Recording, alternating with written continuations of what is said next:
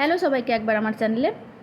Micro ওয়ার্কার্সে আমরা বিভিন্ন মেথডে উইথড্রল দিয়ে থাকি, যার যে পদ্ধতিটা সুবিধা মনে হয় ভালো লাগে আমরা সেটা ইউজ করে থাকি। তো আগে হতো কি, লোকাল ব্যাংক থ্রু আমরা উইথড্রল দিতাম, তখন অ্যামাউন্টটা কম অ্যামাউন্টে দেওয়া যেত, $10 ট্যাক্স কাটার পর থাকলেই আমরা দিতে পারতাম।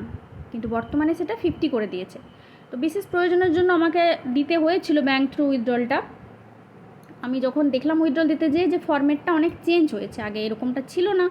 তো নিজের একটুখানি প্রবলেমের জন্য ইউটিউবে ভিডিও সার্চ করলাম যে কীরকম এখন সিস্টেমটা হয়েছে, দেখি একটু ভিডিও, কিন্তু দেখলাম কোনো রিসেন্ট ভিডিও সেভাবে পেলাম না। তাই মনে হলো যে একটা ভিডিও দিয়ে রাখি, হয়তো পরবর্তীকালে অনেকের কাজে আসতে পারে। চলো আমি দেখিয়ে দিচ্ছি স্টেপ বাই স্টেপ কীভাবে লোকাল ব্যাংকে উইথড্রল দেবে মাইক্রো ওয়ার্কার্সে। ফার্স্টে ডান দিকে 3 ডটসে যাবে, যেমন যেতে হয় 3 ডটসে যে উইথড্র অপশানে যাবে। উইথড্র অপশানে যে প্লেসে নিউ উইথড্রতে আমরা যাওয়ার পর দেখো এইরকম আসবে, ব্যাঙ্ক ট্রান্সফার আছে, এআরটিএম আছে, পেপ্যাল আছে, স্ক্রিল আছে। ব্যাঙ্ক অ্যাকাউন্ট বাদ দিয়ে বাকি 3টে মেথডেই কিন্তু আমরা ট্যাক্স কাটার পর $5 হলেই উইথড্রল দিতে পারি।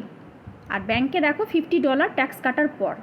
তো এই ব্যাঙ্ক ট্রান্সফারে টাচ করলে কীরকম আসবে ফরম্যাটটা আমি দেখিয়ে দিচ্ছি, আর কীভাবে ফিল আপ করতে হয় একটু দেখে নাও। ব্যাঙ্ক ট্রান্সফারে টাচ করলে তোমাদের এই রকম একটা ফরম্যাট খুলবে। ওপরে লেখা থাকবে অ্যামাউন্টটা, ওটা অটোমেটিক ট্যাক্সটা কাটার পর ওটা অ্যাড হয়ে যায়, তোমার ব্যালেন্স যেটা থাকবে সেখান থেকে আর কি। ট্যাক্সটা কাটার পর আমার এটা ছিল, দেখাচ্ছে, শো করছে। নেক্সট দেখো বলেছে পেয়ার্স ফোন নাম্বার। কোন ফোন নাম্বারটা তোমরা দেবে? তোমাদের ব্যাংকের সঙ্গে যে ফোন নাম্বার লিঙ্ক আছে সেটা তোমরা দেবে। নেক্সট ইমেল, এখানে ইমেলটা মাইক্রো ওয়ার্কার্সের ইমেল তোমরা দেবে, ঠিক আছে। তারপরে দেখো ব্যাংক অ্যাকাউন্ট, যেই ব্যাংক অ্যাকাউন্টে তোমরা উইথড্রলটা দিতে চাও, টাকাটা নিতে চাও, সেই ব্যাংকের অ্যাকাউন্ট নাম্বারটা এখানে দেবে। আরেকটা কথা বলি, মাইক্রো ওয়ার্কার্সে তোমার অ্যাকাউন্টে যে নাম আছে ব্যাংকের অ্যাকাউন্টেও যেন সেম নাম থাকে, কারণ পরপর নতুন নতুন এত আপডেট আর নিয়ম আসছে, পরবর্তীকালে হয়তো কখনো এমন হবে বলবে যে আলাদা নাম হলে হবে না উইথড্রল। তো আমার মনে হয় কোনো হেজিটেশন না রেখে হোল্ডারের নাম, ব্যাঙ্ক অ্যাকাউন্ট হোল্ডারের নাম আর মাইক্রো ওয়ার্কার্সে অ্যাকাউন্ট যার, তার নাম যেন সেম হয়, সেটাই ঠিক আছে। নেক্সট দেখো বলেছে আইএফএসসি কোড, যে যার সে তার আইএফএসসি কোড দেবে ব্যাংকের। আর তারপরে বলেছে পেয়ার্স ফার্স্ট নেম, মানে ব্যাঙ্ক অ্যাকাউন্টে তোমার যে নামটা আছে সেখানে ফার্স্ট নেম দেবে। নেক্সট আছে মিডল নেম, কারো যদি মিডল নাম থাকে তো দেবে। লাস্ট আছে, নেক্সট আছে বলেছে ওটা লাস্ট নেম, মানে যার যেটা নাম সেই নামের টাইটেল যেটা সেটা দেবে।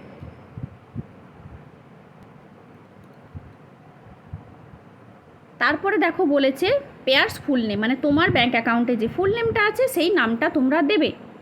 নেক্সট আছে কন্ট্যাক্ট অ্যাড্রেস, এই অ্যাড্রেসটা কিন্তু আধার কার্ডের অ্যাড্রেসও নয়, তোমার ভোটার কার্ডের অ্যাড্রেসও নয়, ব্যাঙ্কে যে অ্যাড্রেসটা আছে সেটা দেবে।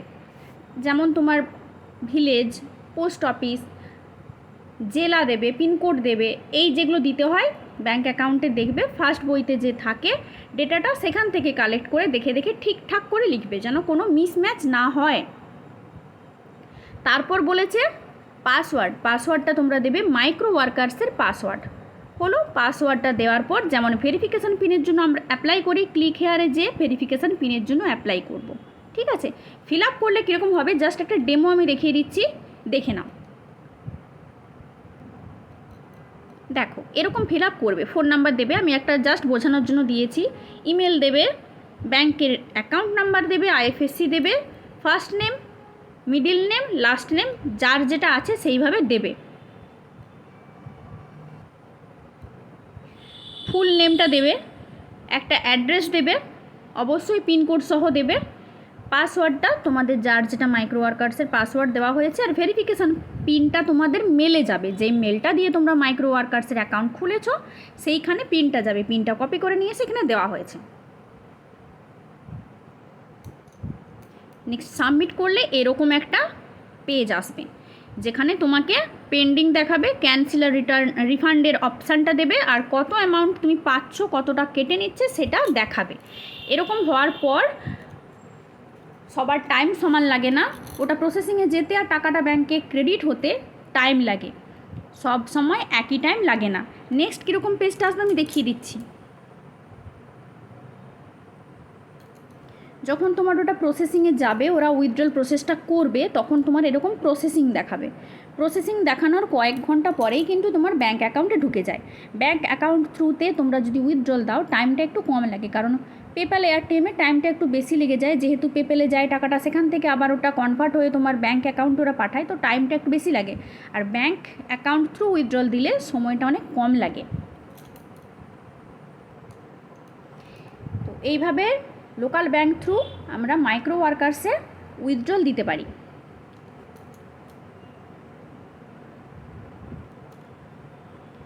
যার যে ব্যাঙ্ক অ্যাকাউন্টের সাথে ফোন নাম্বার আছে সেটা খেয়াল করবে, যখনই ওরা প্রসেসিংটা দেখাবে ওখানে না, প্রসেসিং দেখানোর কয়েক ঘন্টার মধ্যেই ওরা অ্যাকাউন্টে টাকাটা ক্রেডিট করে দেয়। তোমার অ্যাকাউন্টে গেছে কি না নেট ব্যাঙ্কিং থাকলে তুমি সার্চ করে দেখে নিতে পারো, অথবা যে ফোন নাম্বার দিয়ে তোমাদের ব্যাঙ্ক অ্যাকাউন্টে লিঙ্ক করা রয়েছে সেখানে মেসেজ থ্রু অনেক সময় জানিয়ে দেয়, বাট সবসময় মেসেজ আসে না, টাকা ক্রেডিটের মেসেজ সবসময় আসে না। তাই কারো যদি নেট ব্যাঙ্কিং থাকে বা অন্য কোনো প্রসেস থাকে, তো সেখানে সেভাবে তোমরা চেক করে নিও। আচ্ছা, ভিডিওর কমেন্ট সেকশানে অনেকে অনেক কিছু জানতে চেয়েছিলে, আমি কয়েকটা কমেন্টে রিপ্লাই দিয়ে দিচ্ছি, একটু দেখে নাও। এখানে শর্মিষ্ঠা কমেন্ট করেছিলে যে ইমেল সাবমিট জব ভুল হলে কোনো দিনও কি আর পেজে আসবে না? ভুলটা কী ধরনের তার উপর ডিপেন্ড করে তোমার পেজে ইমেল সাবমিট আসবে কি না।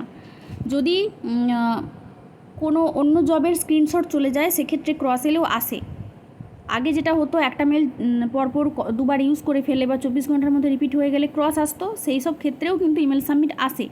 বা বক্সে যেগুলো আমাদের লিখতে হয় সেই সব প্রুফ না লিখলেও আগে ক্রস দিত, সেরকম ক্রসের ক্ষেত্রেও কিন্তু তোমার পেজে ইমেল সাবমিট আসবে।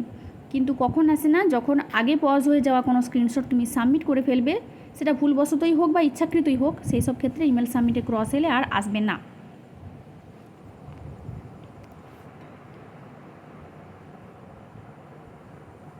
আচ্ছা, নেক্সট কমেন্ট করেছো মনীষা ঘোষ, বলেছো যে ম্যাম 3টার বেশি জিমেল ক্রিয়েট করা যাচ্ছে না, কি করব, কিভাবে মিনিমাম 50টা জিমেল ক্রিয়েট করব। 50টা জিমেল ক্রিয়েট করতে কখনো তুমি 2-3 দিন বা 4-5 দিন 7 দিনে পারবে না, তোমার টাইম লাগবে অনেক। একটা ডিভাইসে জিমেল ক্রিয়েটের একটা লিমিট থাকে, সেই লিমিটের বেশি করতে গেলে তোমার ফোন নাম্বার লাগে, এবং তার কিছুদিন পর ফোন নাম্বারও আর নেবে না, বলবে অলরেডি তুমি অনেকবার ইউজ করেছো। তাই 50টা জিমেল ক্রিয়েটের জন্য তোমাকে ধৈর্য ধরতে হবে। ভালো হয় 1 সপ্তাহ গ্যাপ দিয়ে একটা করে 2টো করে ক্রিয়েট করো, আর অন্য ডিভাইসে ক্রিয়েট করে সেগুলো নিজের ডিভাইসে লগ ইন করে নাও। আচ্ছা, কেউ একজন কমেন্ট করেছো ভিডিও সেকশানে ইমেল ওয়েবসাইট ইমেলের ভিডিও কিন্তু চ্যানেলে বহু আগে দেওয়া আছে। তখন ওয়েবসাইট ইমেল তো নাম ছিল না, তখন ইমেল সাবমিটের নাম ছিল, আর আমরা বলতাম শর্ট লিঙ্কের ইমেল। একটু চেক করে দেখো, শর্ট সেকশানে পেয়ে যাবে। চলো, ভিডিওটা দেখার জন্য ধন্যবাদ। কিছু জানার থাকলে কমেন্ট সেকশানে কমেন্ট করো। ভিডিওটা ভালো লাগলে লাইক করো, শেয়ার করো, আর চ্যানেলটা সাবস্ক্রাইব করে পাশে থেকো।